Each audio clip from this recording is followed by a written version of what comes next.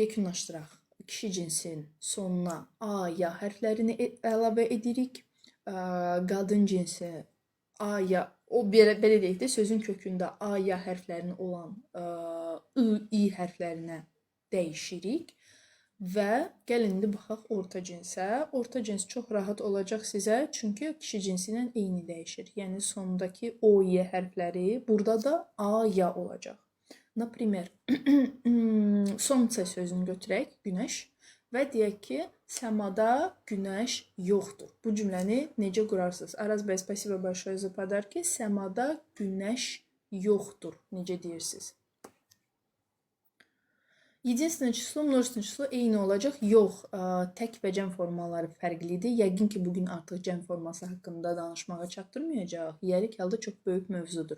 Gəlin bunu gələn birinci gün danışaq. Növbəti efirə də qoşulun və cəm formasını mən sizə izah edim. Orada